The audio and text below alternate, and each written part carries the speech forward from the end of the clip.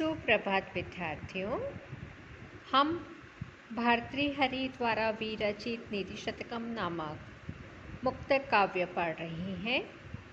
हमने अभी तक मूर्ख पद्धति के 7 श्लोक पढ़ लिए हैं। आज हम 8वां श्लोक पढ़ना प्रारंभ कर रहे हैं। स्वायत्तम एकांत गुणम विधात्रा विनिर्मितहं छादनम अज्ञतायाः विशेषतः सर्वविदां समाज विभूषणम मौनम पंडितानाम। स्वायत्तम अर्थात जो हमारे अधीन रहता है, जहाँ जिस पर केवल हमारा ही अधिकार है।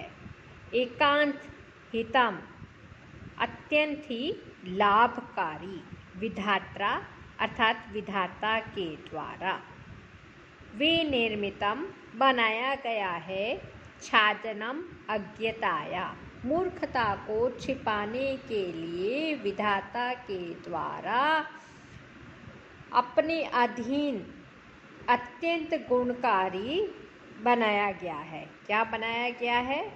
विशेषतः सर्वविदां समाजे विभूषणम मौनम अपंडितानां। मौन मूर्खों का आभूषण है। विभूषणम अर्थात आभूषण है। मौनम मौन अपंडितानां मूर्खों का, जो कि विशेषतः सर्वविदां समाजे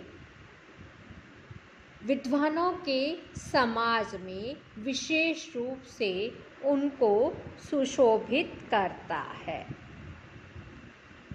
पुनः देखिए, विधात्रा अर्थात विधाता के द्वारा, मूर्खानाम अपंडितानां मूर्खों का, अपंडितों का, सदा स्वायत्तम एकांत गुणम सदा अपने पास रहने वाला, अत्यंत ही एक हितकारी, मूर्खता को ढकने के लिए अज्ञताया छादनम अज्ञताया अर्थात मूर्खता को ढकने वाला, मौनम मौन रूपी गुण बनाया है, जो विशेष रूप से विद्वानों के समाज में उनको सुशोभित करता है।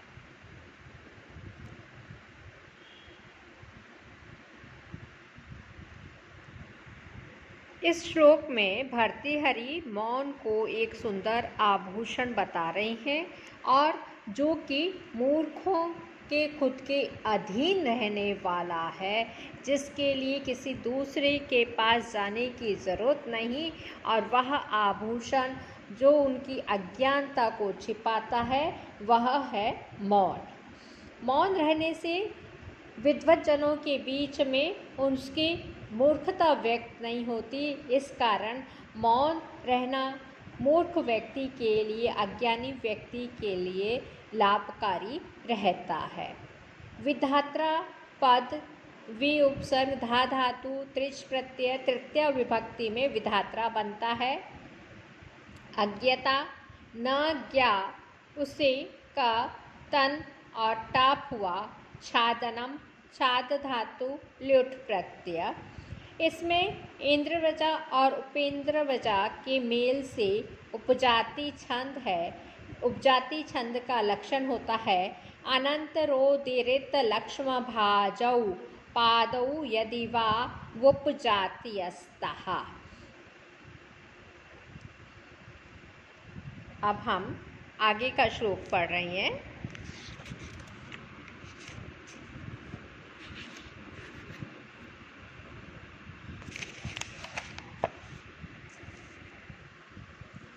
यदा किंचित ज्ञो अहम गज इव मदान्धा संभवम तदा सर्वज्ञो अस्मीत्य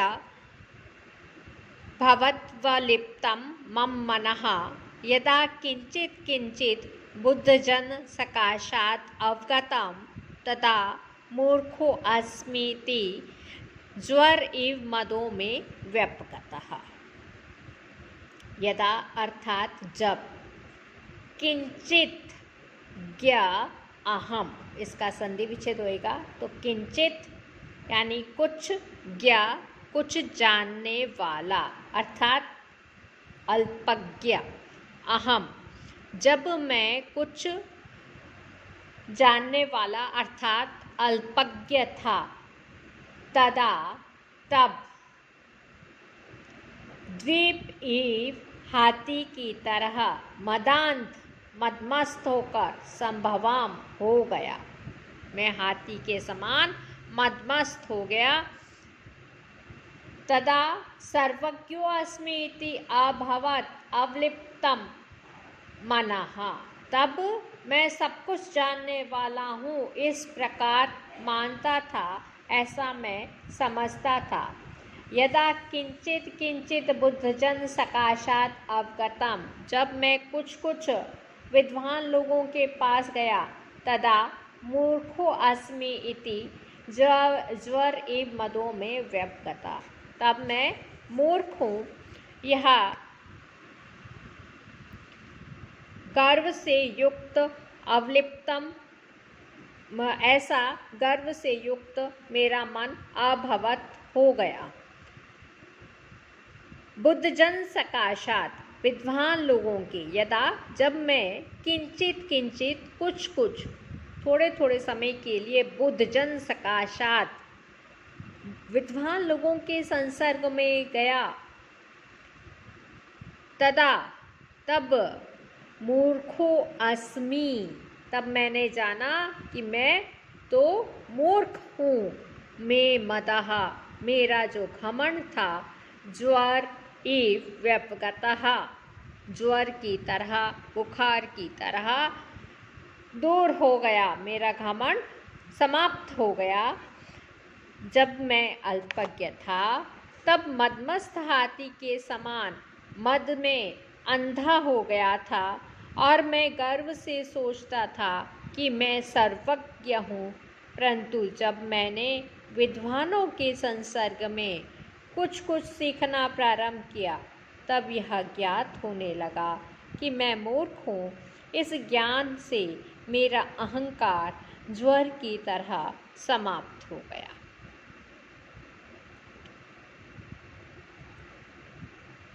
सर्वज्ञ पद, सर्व शब्द ज्ञा धातु और उससे कह प्रत्यय लगा तो बना सर्वज्ञ। अवगतम, अव उपसर्ग, गम धातु और त प्रत्यय।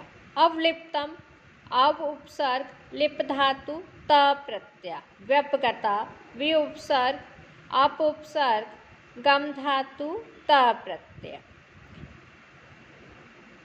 अल्पज्ञता मानव मन में घमंड उत्पन्न करती है, परंतु जब व्यक्ति विद्वानों की संगति में कुछ सीखता है तो उसका घमंड दूर हो जाता है।